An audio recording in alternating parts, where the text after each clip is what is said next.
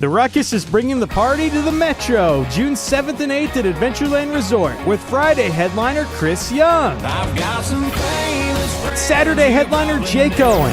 Yeah, caught up in a southern sun. Russell Dickerson, Maddie and Tay, Lauren Elena, Brian Kelly, and more. Festival tickets include access to the theme park and water park. Get your tickets at ruckusiowa.com. Use code word Steve for 25% discount for weekend VIP and weekend general admission tickets. Good morning, everybody. My name is Keven Hempel with the Beacon of Hope Project in downtown Oskaloosa.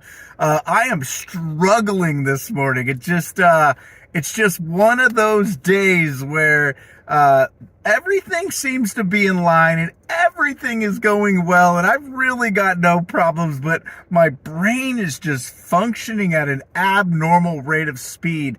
And I'm sitting here recording this video thinking to myself, pressing the record button after record button after record button. And I'm like going down these lanes of conversation that I do not want to go down.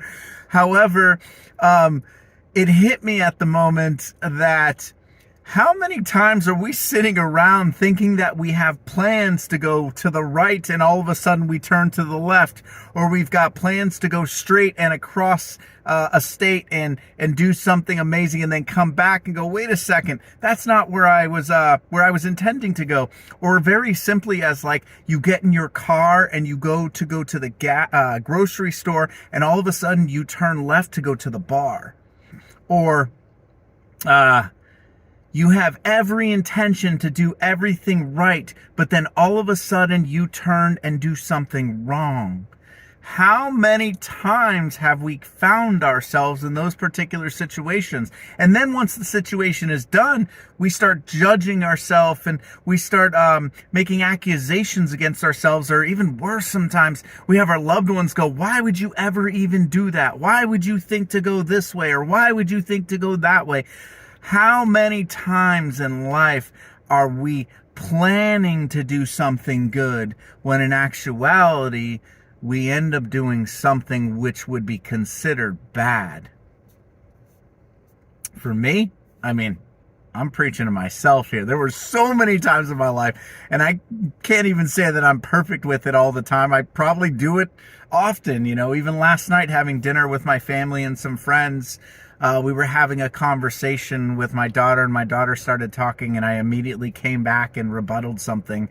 And then this morning in my devotional, I realized that, the wise man is usually the one that just sits quiet and doesn't say anything at all. And last night I had said something to my daughter, which could be looked at or perceived from her as something that is a sharp tongue. And so I feel convicted this morning that after school or later on today, I'm going to shoot a text or a phone call and talk to her a little bit about how daddy's not perfect, and I totally apologize.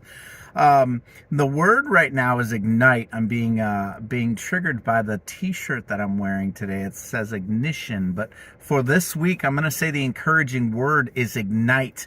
Find ways to ignite that little hope, that little dream, that little vision that you've been given.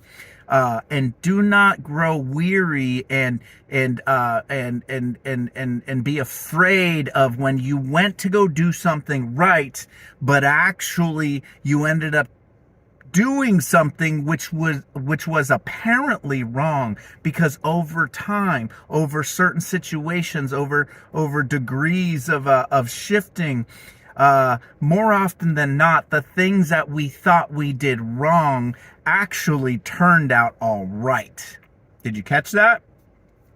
So, in my life where I've meant to go to the grocery store and something negative apparently or perceivably happened, I felt bad for the moment. There were challenges for the moment. There were fires that I went through. There were issues. There were just problems. I had to apologize to people and had to do all these things to try to make things better, when in actuality, I just sat through that fire and moved when God said to move. And then when I moved, when he said to move, all of a sudden I learned the lesson in the process is that the thing that I thought was bad, which probably was most of the time, ended up turning really good because I put my trust not in man, but I put my trust in God, which is what we're doing with the Beacon of Hope project, is that it is not just about the building, it is about the people, the places, the community,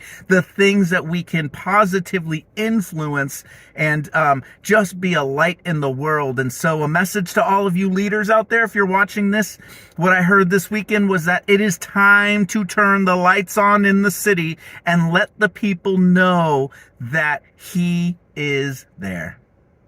I love you guys. Ignite this week. Have a great day. We'll talk to you soon.